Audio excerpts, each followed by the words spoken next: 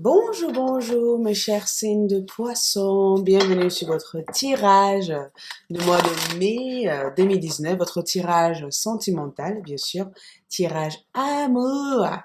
À toutes les nouvelles personnes sur cette chaîne, bienvenue, merci d'abonner, de liker et de partager. Toutes les personnes souhaiteraient avoir une consultation privée avec moi, merci de me contacter vers le lien qui se trouve en bas de cette vidéo. Et je vous invite aussi à aller voir la boutique magique, là où je vous propose des bougies faites avec des attentions magiques et des compléments alimentaires pour vous aider dans votre alimentation, pour vous aider aussi dans votre nutrition. D'accord? Donc, je vous invite à aller sur Aïssatou Art Divinatoire pour voir mes produits. Donc, les poissons au niveau amour, qu'est-ce qui se passe durant le mois de mai 2019?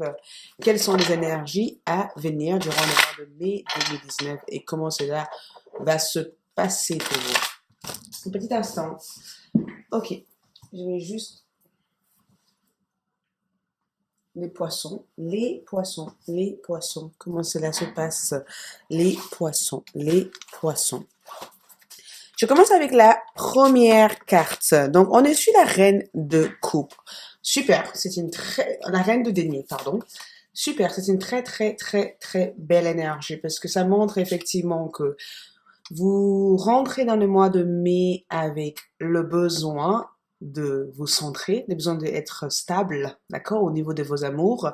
Vous avez des projets. C'est incroyable parce que la reine des deniers, c'est souvent une dame qui a des projets à long terme avec un partenaire. Ça peut être des projets d'avoir un enfant, des projets peut-être de construire quelque chose avec son partenaire, le projet éventuellement de être dans l'engagement, des projets de retrouver une certaine stabilité. Pour beaucoup d'entre vous, les poissons, vous avez le projet avec un partenaire. J'ai plutôt l'impression que la personne de votre cœur ici est assez en accord avec vos projets, d'accord?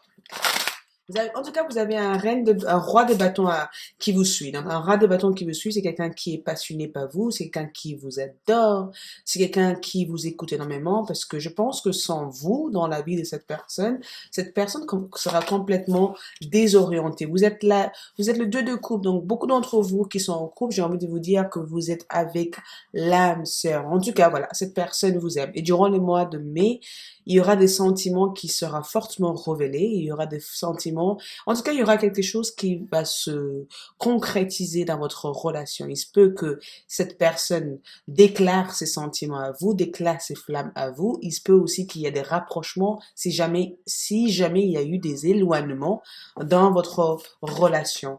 Et pour la suite, je vous ai dit encore, vous avez des projets, hein, vous avez énormément de projets, vous avez énormément d'idées à mettre en place durant le mois de mai, vous avez des choses à mettre en place. C'est des choses que vous y pensez depuis très longtemps. C'est des choses que vous avez toujours voulu mettre en place et je vous vois en tout cas travailler avec une personne. Il se peut aussi que vous rencontrez, si vous êtes célibataire, il se peut aussi que vous rencontrez quelqu'un durant le mois de mai dans votre cadre professionnel, quelqu'un de plus mature que vous, quelqu'un de plus jeune que vous. Et pour d'autres personnes, j'ai l'impression que vous avez du mal à oublier quelqu'un ici. Vous êtes en train de faire un travail sur vous pour pouvoir oublier une personne.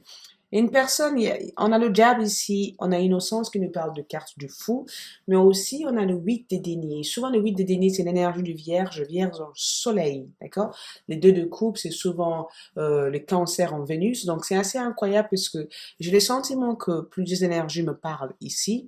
J'ai l'impression que vous êtes en train de vous séparer d'une personne ou vous êtes déjà dans la séparation avec cette personne et que vous souhaiterez qu'un retour se fasse durant les mois de mai. Pour d'autres, j'ai le sentiment que dans votre relation sentimentale, mais pour des personnes qui sont en couple, même si vous êtes en couple, de temps en temps, il risque d'y avoir quelques crises de jalousie qui risquent d'être un barrière dans votre relation ou vous risquez de ne pas supporter votre partenaire sur certaines personnalités. C'est comme si vous ne supportez pas quand votre partenaire est possessif, agressif ou quand votre partenaire en fait joue en double jeu. C'est comme si vous posez une question à la personne de votre cœur et que vous avez l'impression que la réponse que la personne vous donne n'est pas une réponse sincère ou que, tout simplement, que votre partenaire a souvent tendance à influencer une sorte de conflit entre vous deux. Le diable dans une relation, il se peut que, de temps en temps, l'ego de chacun soit une barrière dans la relation. Il se peut que la communication soit tendue, hein, entre vous et la personne de votre cœur, même si je pense qu'il y aura toujours une sorte de résolution à chaque fois. Ça veut dire que s'il y a des choses qui ne vont pas dans la relation, il y aura une solution parce que cette personne tient énormément à vous. Cette personne vous aime comme, cette personne vous aime tellement. Pour les célibataires, je vous dirais encore, je vous vois avoir quand même plusieurs prétendantes.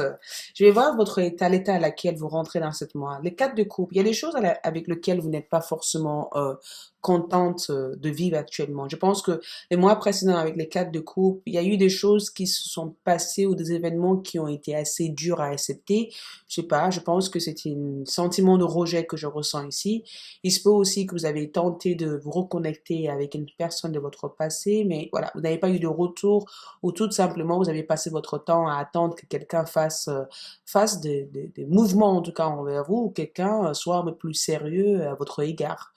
J'ai plutôt l'impression que vous avez cherché l'attention d'une personne ici, vous n'avez pas forcément eu le retour de cette personne et vous rentrez du coup dans le mois de mai en disant écoute, je vais suivre mon instinct à moi, je ne veux pas tomber, voilà, voilà, je vous sens ancré, d'accord?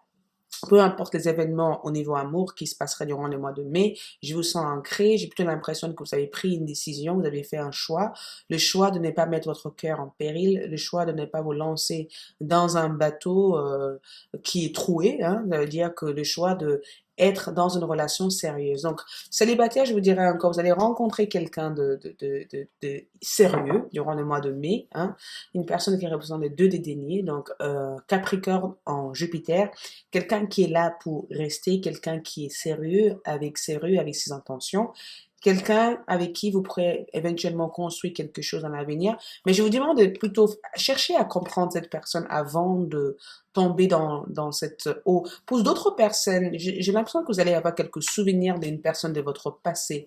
Une personne avec qui vous avez eu des enfants avec, ou peut-être même une personne avec qui vous avez bâti des choses avec.